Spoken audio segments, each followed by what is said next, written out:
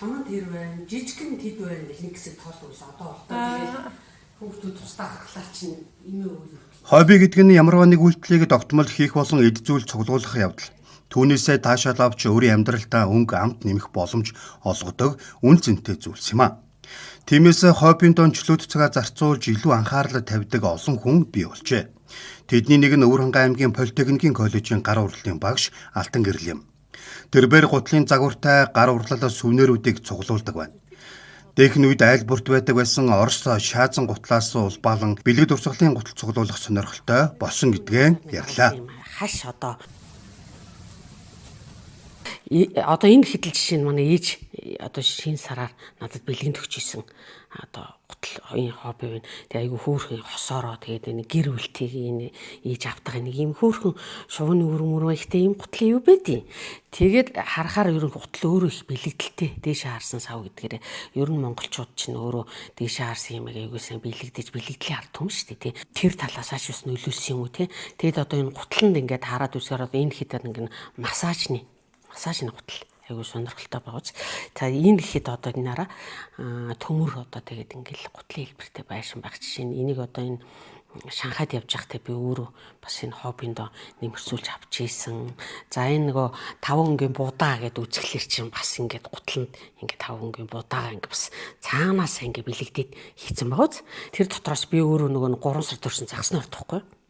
Тэгээ загсны орд гэсэн чинь одоо энэ загстайгаа ийм хөөрхөн гутал байдیں۔ Энэ бас айгу надад тэр болгон таарахгүй гэж би бодоод байдیں ш загсны орд гэсэн чинь. Манай хүүхдүүд одоо жижигэн тэд байна, том тэд байна гэл ингээл юу яадаг байсан. Одоо тухайн үед одоо сүүлийн үед нэг их айхтар тоосонгүй. Ер нь багцаалдвал нэг 200 гараад юм бас байх нь байгаа. Тэгээ нарийн 1 2 гэж тоолох юм бол тэгээ тэрнээс илүү ч байж магадгүй гэж бодоод. Гэхдээ бас одоо нөгөө сонин содон шийдлийн л хараад бас байдаг энэ гутал өөрөө бас өөрөө одоо энэ гэхэлнаараа өнөртөө бас эмэгтэй хүний гоо сайхан шүү дээ тий.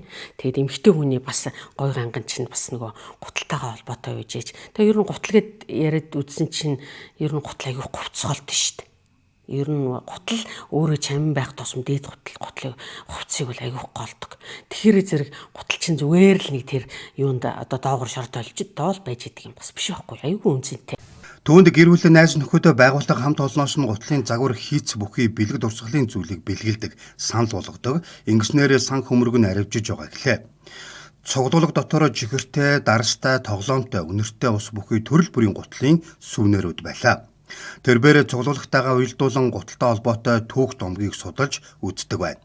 Мөн хүүхдүүдийг хоббитой байлгах нь хүмүүжил төлөвшөлт чухал нөлөөтэй гэж байна. Хүүхдүүдэд ер нь хүүхдийг ийм цуглуулах юмтай болгох нь зөв юм байна гэж бодсон. Яг тэгэхээр хүүхд чи өөрөө одоо ингээд өөрийнхөө дуртай юмыг дэмжиж эцэгчүүд нь ингээд өгөх юм бол хүүхд дуртай юмныхаа талаар ингээд найзтай ч юм уу хин нэгэнд ингээд одоо чөлөөтэй ихтгэлтэйгээр ярьдаг.